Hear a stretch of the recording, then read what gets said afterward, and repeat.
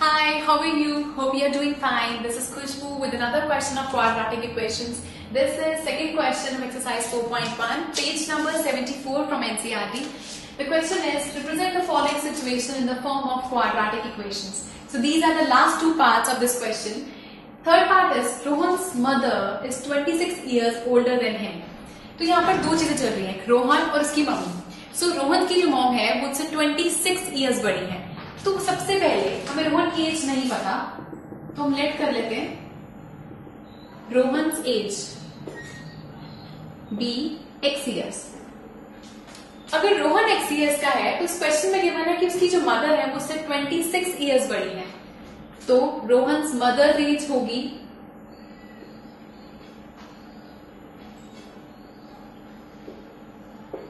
x plus 26, क्योंकि वो उससे 26 इयर्स बड़ी है.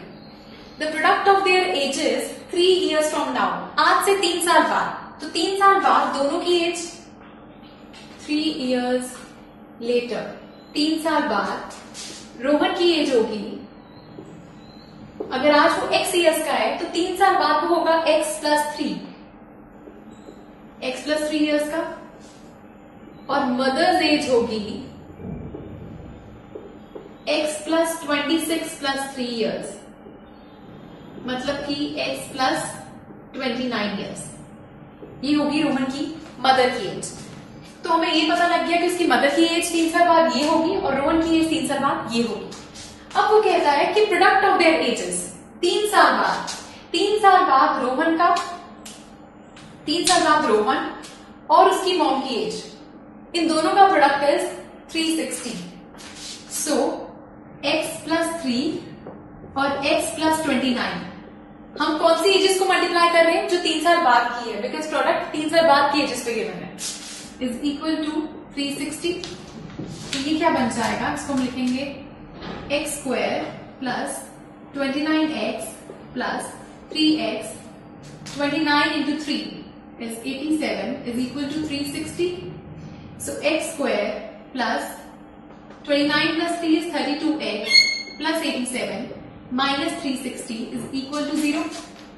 So ये बन जाएगा x square plus 32x, 360 minus 87 plus minus minus ये आएगा 273 is equal to 0. So ये आ गई हमारे पास quadratic equation. So हमें इसके लिए सिर्फ quadratic equation फ्रेम करनी है. Now let's do another part which is part number 4.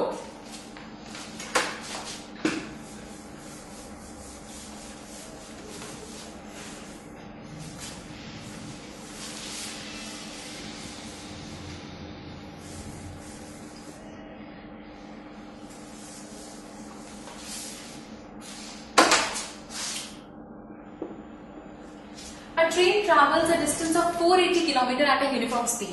हमें डिस्टेंस पता है. लेट्स सपोज यहाँ से दिल्ली से, लेट्स सपोज मैंने नैनीताल का डिस्टेंस ले लिया 480 किलोमीटर. अगर मैं सोचती हूँ, मेरे को डिस्टेंस पता है, कह रहे ट्रेन जा रही है जो कि यूनिफॉर्म स्पीड से चल रही है. हमें स्पीड नहीं पता.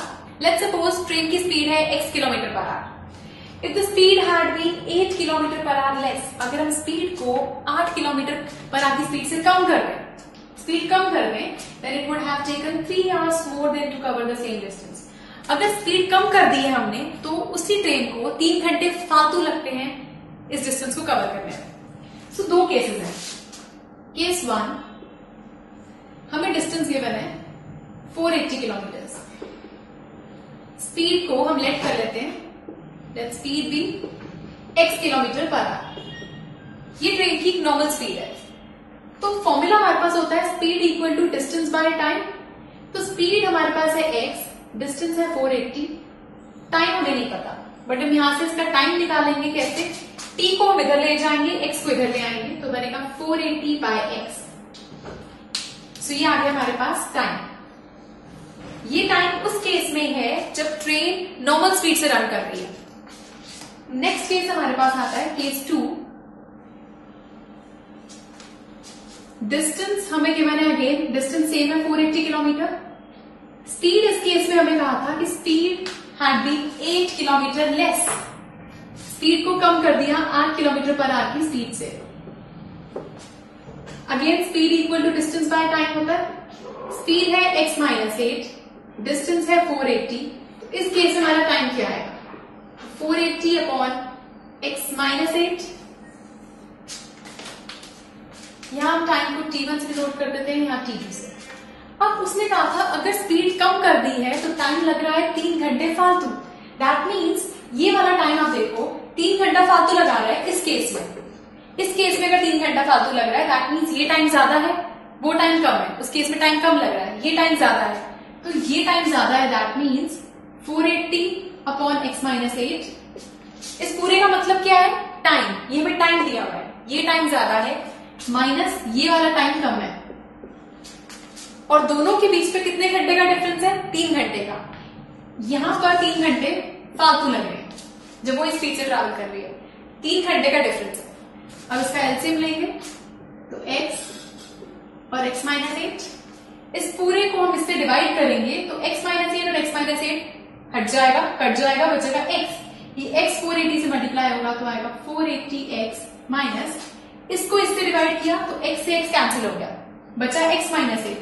वो इस 480 से मल्टीप्लाई होगा तो आएगा 480 ब्रैकेट में x माइनस 8 इक्वल टू 3। अब 480x minus 480x minus minus plus